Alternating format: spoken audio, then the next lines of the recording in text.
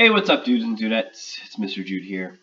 We're going to do an animation tutorial on how to move Circle Man from the bottom all the way up to this ledge. He's going to jump up. And to do that, we're going to do a mix of animating inside his symbol and then also using something called a motion path to animate him kind of following an arc. So what we want to do is, I'm envisioning this as being a 2.5 second animation. So pause here for about a half a second, squish down, and then jump up onto the ledge, and then pause for half a second. So why don't we just drag, we'll make everything 3 seconds long here. So I'm going to highlight all those frames, hit F6, and it looks like my flagpole has a leftover motion tween, so I'm going to remove that. Okay, so now what I'm going to do is select Circle Man. I'm going to double click him. And now I'm in our symbol mode for Circle Man. So again, all of my timeline now shows each of the segments of his body. So what I'd like to do is have the kind of, we'll say about 18 frames of Circle Man just kind of chilling. He's just going to stand there. And that's going to give our audience time to just kind of take in what he's doing. You don't want to start the animation right away. It's kind of abrupt. So now what we're going to do is go to frame 24, which is right at the 1 second mark, and we'll create a new keyframe there. And then I'm going to make another new keyframe at frame 25. The reason I'm going to do that is because I know at frame 24, which is second one, he's going to be squashed like he's squishing, ready to jump. And then at frame 25, he's literally going to take off here. So I know that these two are going to be different. And so I'm trying to keep one frame where he's just at this neutral pose. In other words, his body, his arms, everything's kind of right where they should be. And I'm going to protect that by making a new keyframe on 25. And then on frame 24, that's where we're going to make it look like he's squishing down. So let's go to frame 24. And I'm going to start with his body. And let's zoom in here to 400%. Okay, so if you just kind of, what keyframes are is you find the beginning of a pose, which looks like this, and then looks like we are going 1, 2, 3, 4, 5, 6 frames, and then he's going to stop here in this pose. So what I want to do is start with how he'll end up looking once the animation's done. So I'm going to click on his body, and let's move that down. I'm using the arrow keys to kind of make it look like he's squishing down. And then let's get his eyes in position as well. So we'll kind of move those down. And then his pupils, you know, we could actually make it look like his pupils are, well, we'll have to decide if he's going to be looking up or kind of squinting. And his mouth should move down as well. So all right, so now it kind of looks like his torso is moving down. Now when you get ready to jump, obviously your legs start to squish in angle. So what I'm going to do is select the right leg upper, which is this one here, and I'm going to actually rotate it. When I double clicked his leg, so now I'm inside the right leg upper timeline. I want to get back to Circle Man timeline. Alright, so I'll click there, and then I'm going to transform him, which is Q. Alright, and now this white dot here is kind of the center point of the leg. You can actually change this, and wherever you change it, that's what the leg is going to rotate around. So I'm going to click this and rotate it out, so it looks like he's bending. And then I will do the right leg lower, make sure I click that frame. If you kind of notice, if I click the layer and this entire line is highlighted yellow, and I make a new keyframe, it's going to actually make a keyframe across this entire timeline. So make sure you have the one frame clicked. Alright, so now I'm going to take this leg and I'm going to rotate it down, and I'm also going to have to move it here as well, like that. I'll click off of it and make sure that looks okay. That kind of looks like his knees bulging out. That looks much better. Alright, cool. Alright, and then we'll do the same thing with the left leg.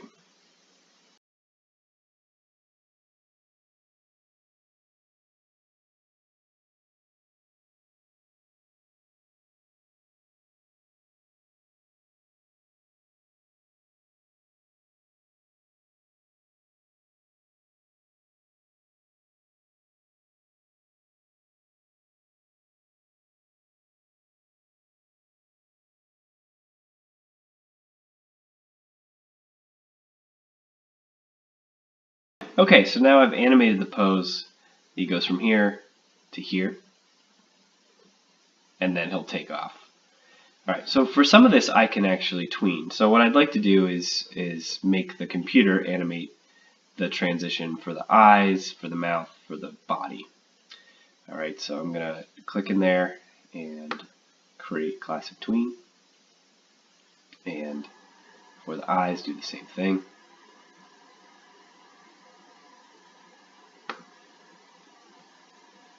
For the pupils. And for the mouth as well. Alright, and I'm going to put the looping animation on so we can kind of see what that looks like. And obviously, we still have to animate the rest of the body, including the arms. So for the arms, we can try to do our tweening as legs and arms. So what I'm going to do is select them all here, and we'll do a classic tween. Now the thing is, what might happen is the computer might try to draw the in-betweens here, but might have a problem. Actually, the legs look pretty good. They're tracking pretty well there. Alright, so let's try the arms.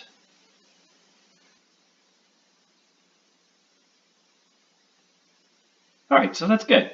I like that. It's a nice animation of kind of bending down and getting ready to jump.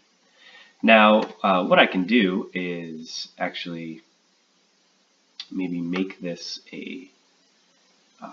actually pause this a little bit. So I'm going to click all of these at frame 25, and I'll make it a half-second pause here. About. Good. Alright, so now, I'll extend this out. Alright, so now it kind of squishes down and then gets ready to jump. Now the last thing I want to do is change the eyes. So what we'll do as, let's look at our eyes, click there, and then click on, whoops, I'm sorry, pupils. Well, no, we can do eyes. Alright, and let's choose our frame picker here, and kind of like as if squishing the eyes, getting ready to jump. Alright.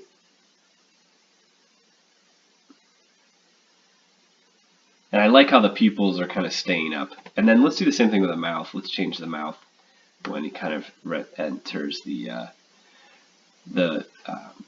hold pose here. Alright, so what I'm doing is I'm clicking on that frame, then I have to click on the mouth segment, and then I'm going to, as long as the looping is in single frame. If it's in another one like loop, that's not going to help me. So I want to make sure it's single frame, and I'll choose use frame picker, and then let's pick a good mouth if you are about ready to jump.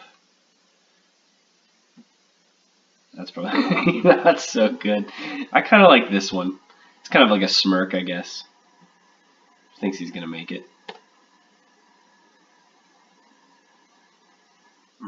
Yeah. Alright. Cool. And now what I want to do is animate the motion of him kind of when he's going to extend his legs to jump out of this. So to do this, I kind of want to go back to my scene to make sure, and we can fit to window. So he's going to jump up and then hit this ground. While he's jumping up here, I'm going to keep him in his normal pose like this, I think, for at least the beginning of it. But I want to know when he's at the crest, at the top of his jump, because I might actually want him to look a little bit different there. And then, obviously, on the land pose. And I need to kind of guess how long that is going to be to get up here. So right now, if I double click on Circle Man, I'm at frame 35 when he's about to start his jump. And then I'm guessing it's going to take a second for him to complete that jump. So 35 plus 24 would be 59. So I'm going to go to frame 59. And I'm going to make a new keyframe there. And say that this is when he's going to hit the ground. And then I'll make a new keyframe here. Kind of the same thing I did last time. Alright. Where this will kind of be the pose when he actually hits right here. So that's probably when it's going to be he's going to be squished again, I think. That seems to make sense. Alright, so now at frame 35, I'm going to pick the face he has when he's jumping up in the air. So let's change that mouth. And I'm going to have to zoom in here to see this, so get to 400%. Click on his mouth, choose Use Frame Picker, and we'll just change his mouth to that. He goes up in the air, and then here at frame 60 is when he's going to be hitting the ground again. So I'm going to actually select all his main body parts, so his body and his mouth and his eyes and his pupils, and we're going to have them squish down low to the ground like that. And then we are going to also move his legs out so it looks like he's kind of hitting the ground.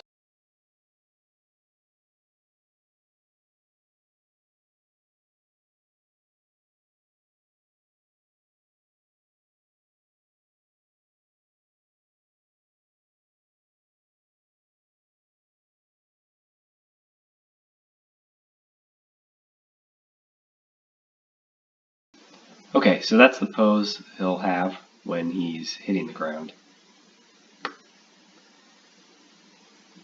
And then in the air. Alright, so if we watch this, the loop, boom, takes off, and then hits the ground. Takes off, and then hits the ground. Okay, so let's go back to the scene. And we now know that this takes 60 frames of this animation. I'm looking at the end. Goes to frame 60. So we'll go back to scene 1. And what I'm going to do is select 60, and you can kind of notice as I scroll through, Circle Man does change. And then right at scene 60 is when it hits the ground. So I'm going to make a keyframe for Circle Man right there by choosing Circle Man, and I'm going to hit F6 on frame 60. I'm going to double click on him again. And I also know that on frame 35 is when he actually launches into the air. So I'm going to go back to my scene, go to frame 35, click on that layer, and hit F6. Okay, so now I'm going to go to Fit to Window, and if I watch my animation, well, actually, so what we know we need to do is frame 35 he takes off, and then at frame 60 is when he lands up here. Now he's not going to jump in a straight line here. If we moved him up to this location, let's do that. So we'll go to frame 60 and we will move Circle Man here. Move him down so his legs are actually hitting the ground. Okay, now if we just motion tweened from here to here, it's going to do a straight line. We want to actually make an arc, like a ball was being thrown up in the air. So because we want that arc, what we're going to do is click our circle man layer. So we're going to right click on the actual, by the words, circle man. We're going to right click. And again, I apologize, this menu does not come up, but right in the middle, it will say add classic motion guide. All right, add classic motion guide. And when you click that, we now have a new layer, which is actually what it allows us to do is draw a shape, and Circle Man will actually follow that shape. Okay, so I've created my motion guide layer, and with it selected, I'm going to get my line tool, and I'm going to kind of try to, best I can, kind of click in the middle of Circle Man, and I'm going to drag a line to about where I want him to land. So it's about right here. Awesome. All right, and then I'm going to go to frame 60. All right, and I'm going to grab my sub-selection tool, which is the white arrow, and I'm going to click on my line.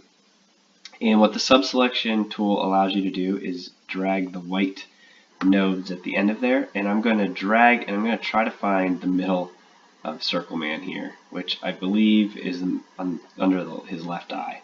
All right, and then I'm going to go to this other frame and make sure that that's the same center point down here. All right, cool. Okay. Now I'm going to grab my selection tool, and I'm going to make sure I'm on Circle Man layer now. And when I hover over my line, it looks like the cursor changes into, it looks like a little smiley face is drawn underneath it. And if I click the line and drag up, I can actually change the arc of my path. All right, and now Circle Man's actually going to follow this path if I tween it.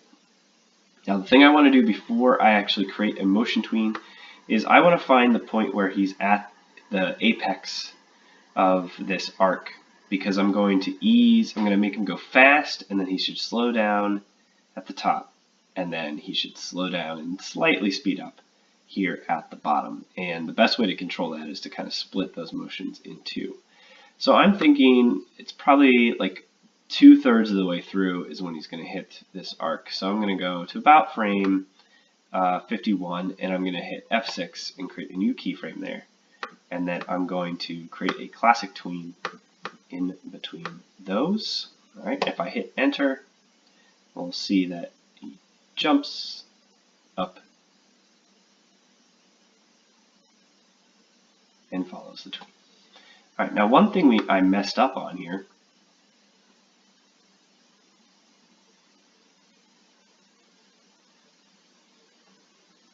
is I didn't actually change the apex point on this. So let's do it. I will click here and make sure that Circle Man should be right here at that point of the tween. All right, let's watch that. Jump, boom, boom. Jump up, boom, boom. All right. So now let's actually adjust the ease in, ease out. So I'll click on the tween here and click on edit. All right, now what I would like him to do is accelerate, excuse me, accelerate at the beginning, and he should slow down as he kind of hits the top there. And these are just first guesses, and then on the second part, I would like him to be slow, and then kind of hit normal, which is going to be like a regular angle. All right, so let's watch that. Boom, boom.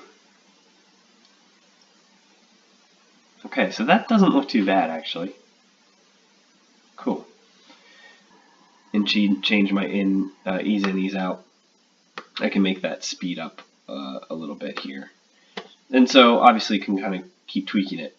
But that's the basics. That's how you would create this kind of tween there. And maybe I need to shorten this time, like that.